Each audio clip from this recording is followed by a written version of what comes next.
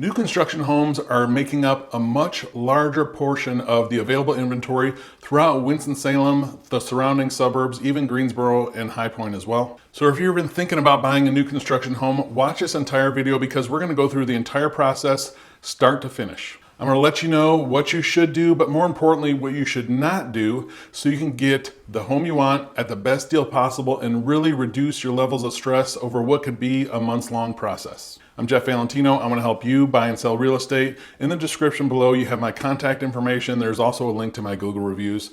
The first part of the process I want to talk about is what I call the 3 W's. So really spend some time thinking about the 3 W's before you start for a good foundation of this entire process. Those 3 W's are the what, where, when. The what is pretty straightforward. What type of house do you want to buy?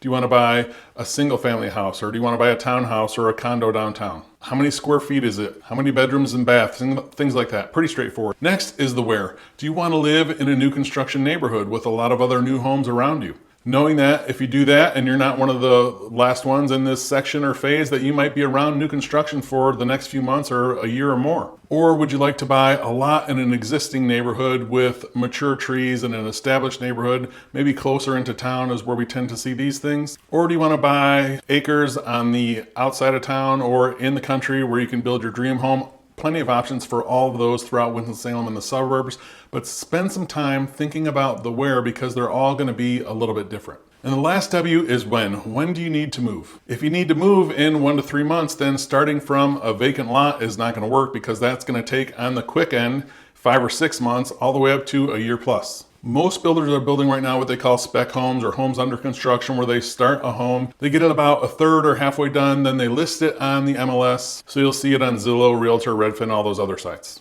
And we can see these homes in all different time ranges of completion, from 3 or 4 weeks all the way up to 4 or 5 months. But they're in that spec home phase. A lot of the fixtures and finishes have been picked out, but the timeline on these can be much, much quicker. Versus starting from a flat vacant lot, those homes are, like I said, are going to be on the quick end, 5 or 6 months, all the way up to a year or more for custom homes. But by knowing your timeline, we know what we have to target, and just know also that all the spec homes that you're seeing online on Zillow, Realtor, and all that stuff, that's not all of them.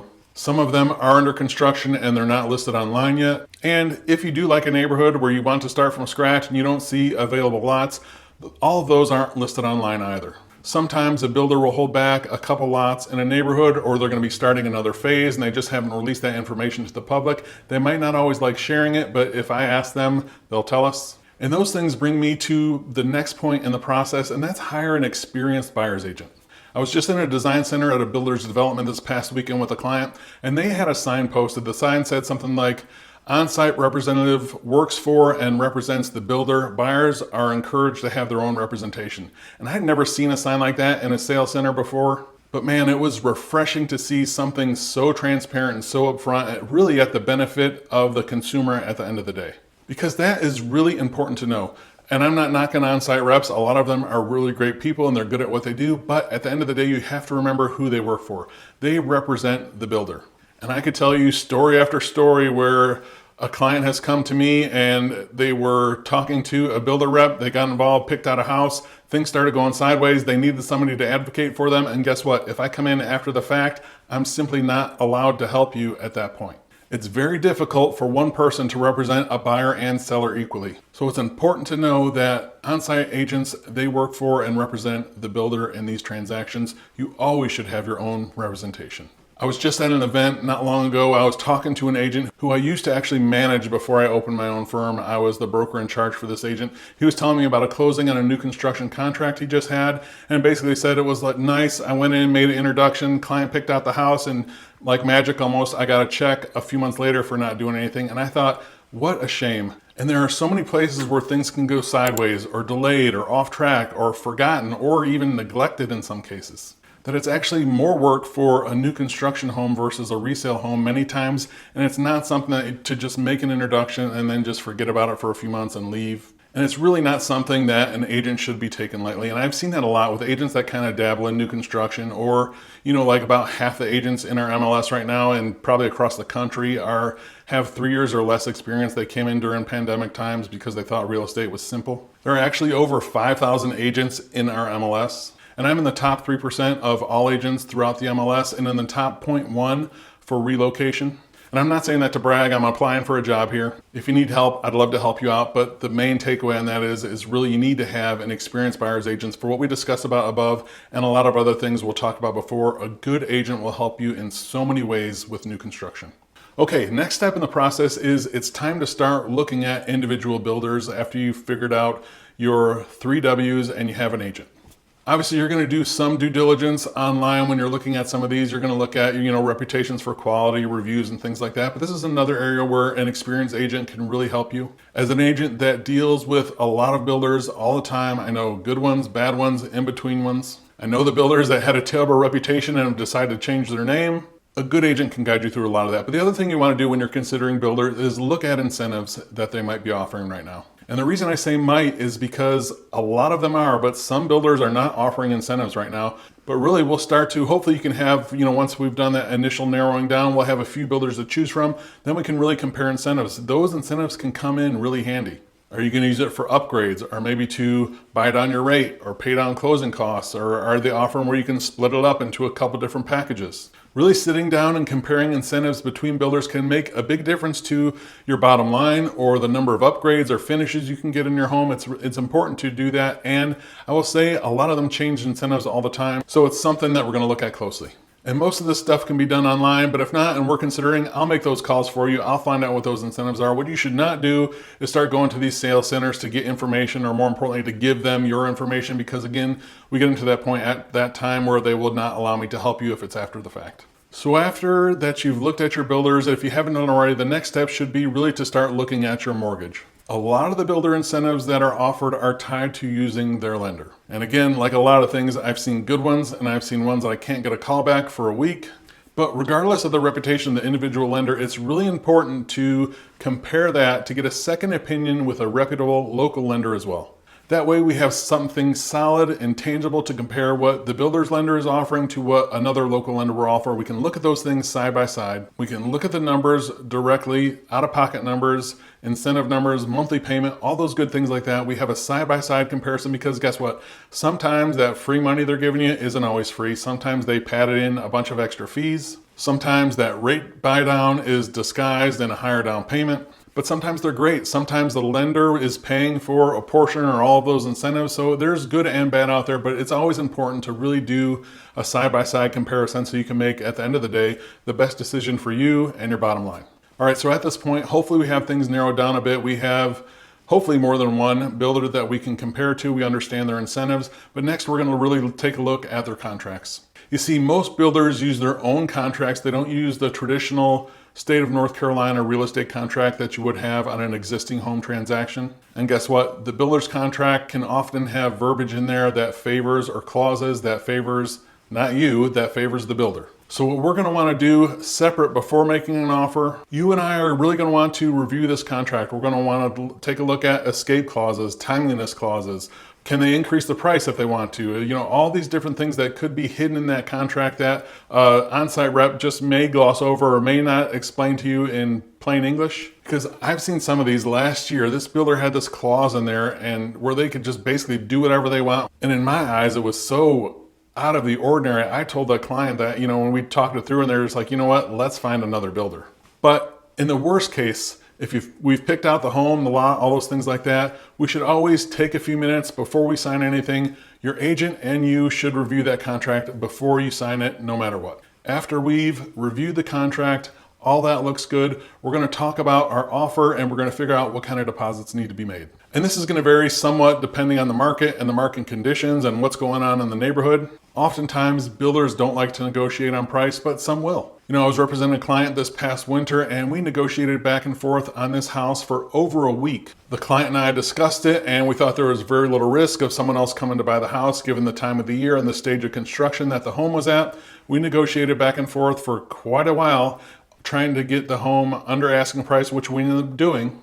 But like I said, market conditions are going to dictate some of that. But again, we're going to talk through that and we're going to make an appropriate offer. The next thing on that is the deposits. Builder deposits are something that can vary really widely, again, depending on the builder and the type of home that's being built. I mean, they can range from a couple $1,000s all the way up to $25,000 or $50,000 if it's a custom home. Some builders want you to pay for all the upgrades in advance as a builder deposit. The good news is a lot of builders are negotiable on builder deposit, so we can craft our offer depending what we want to do. Do we want to try to be more aggressive on the price and make a different deposit, or do we want to try to make less deposit? We're going to talk about that. We're going to make an offer, and we're just know all these things are negotiable, and we're going to come up with all those together, but we're going to figure out your goals and make our offer based on that. All right, so now we have an accepted offer, builder signed off on it, we've made our deposit. Next thing that we're going to do is we're going to either go to the design center or talk about change orders that need to be made on the house. So you're under contract on the house, congratulations. Next step is if it's starting from scratch, and sometimes if it's an under construction house, we can go to the design center, we can pick out fixtures, finishes, cabinets, things like that. If it's a little bit further along, they oftentimes call these change orders, where it will be considered a change to an existing contract. If you want to have the bonus room in the attic framed out and finished, or if you want to change, countertops, different things like that. But basically it's going to be the customization of your home. And another benefit of having an experienced agent at this time is we're going to talk through this a little bit ahead of time. Here's your must-haves, your want-to-haves, your wish list type items. Because, if you're just working with an on-site rep, they can have you add upgrades all over the place, get you way overpriced for the neighborhood. That's something you really do not want to do. You're going to have a house that's way out of whack for the rest of the neighborhood. So really be careful when it comes down to the design center and change orders. Again, this is where you and I will work together on these things. And during this design center meeting, it can take a couple hours to a day, depending on how in depth we want to get. But I'm going to be there by your side for this. Hey, this is a good addition or upgrade for the area. Or hey, this one, you could do that after you move in. It's super simple. Or this one is a terrible deal because a tradesman can come in after you close and do it for half of what the builder's charging. We're going to talk through, I'm going to get ultimately the decision's yours. I'm going to give you my advice and my experience. But the key takeaway on this is to keep your overall budget in mind, the payments where you need to be, and we want to have a house that's going to match the rest of the neighborhood. Over improving new construction is one of the biggest mistakes you can make because it can take so long for your home to appreciate to match the upgrades and money you've put into it. And if something happened where you did have to sell 2 or 3 years down the road, you're looking at one of the rare times in recent history where you can be upside down on a brand new house. All right, we've done all that at the design center. The next thing that we got to do is we got to do progress checks. If you're in town buying new construction, you want to stop by on the weekend, see how things are going. That would be great. And weekend is typically best on these because we don't want to go on a construction site during the day when people are working. You can get injured. Builders are going to have all kinds of clauses in their contract to protect them from that. But if you're out of town or you don't feel like it or you're busy or whatever the case may be, regardless, I will be making those progress checks for you. We'll talk about this after we're under contract, but I'm going to be out there on certain regular intervals to check on the house, check on the progress, make sure things are going in the time frame that they should be, but also look for any concerns or questions and things like that that might come up during the construction process. And I'm going to document all this to you with photos, videos, FaceTime, whatever you want to do, however you feel best. But I will get these progress reports and progress checks to you throughout the construction process. Okay, after that, the next step in the process is the pre-drywall inspection. That's kind of just what it sounds like, right? The house is in studs. The electrical and plumbing have been completed. The insulation is in. They're just about to install the drywall. This is a little bit more formal inspection. We're going to walk through with the builder. And again, if you can't be there, I'll be there on your behalf, or we can do it on FaceTime. But we're going to make sure outlets are where they're supposed to be. The island is orientated, this way instead of that way. We're going to make sure all those little things like that, where you upgraded the ceiling fans or light fixtures, we're going to make sure all that stuff is in place because it's much harder to change after drywall is up. Most cases, this will already be inspected by the city or county to make sure the electrical and plumbing is all up to code and different things like that. But it's a good opportunity for us to just make sure that all the small details where a lot of things can go wrong, that we catch those before they put the drywall up. All right, after the pre-drywall inspection, now we kind of get to the in-between phase. And this is a phase where things are happening not kind of as quick as they used to be. The updates are a little bit less exciting. If you take a look at the house, it can look like everything's a mess. There's everything all over because there's boxes for appliances and fixtures and things like that, but it just seems like things start to move a little bit slower at this time, but don't worry. A good builder has all this dialed in. They have certain trades scheduled at certain times. And you would be surprised on if you came by on a Saturday or Sunday where it didn't look like much was going on, by Tuesday or Wednesday of the next week that they've gotten so much done. Maybe the grass or sod isn't in the front yard yet and the house looks like it's done, and it's just, this is a normal time, so just know where it can get a little bit anxious. But again, you'll check if you're in town. I'm still going to be going out and talking to the builder and the builder rep to make sure that we're on track. But just kind of know that's just a little bit of a weird phase after the drywall is done and before we get to the finish line. Next is we're about to close. The house is pretty much complete. I would encourage you at this phase to have your own separate home inspection. You don't have to do it. You know, this is like a 50-50 thing. Some people do, some people don't. I'm not going to go on with a bunch of stories about things builders missed or different things like that, but I would encourage you at this time to get a separate home inspection. Sometimes they can serve kind of as a little bit of a punch list for the builder or go over things that might have just been pure oversight. And really make sure the house is dialed in so we can get to the next step. And after that inspection, we're going to have a list for the builder to complete those things, repairs that might need to be done, so then we can get to the next step. That next step is going to be the final walkthrough and orientation.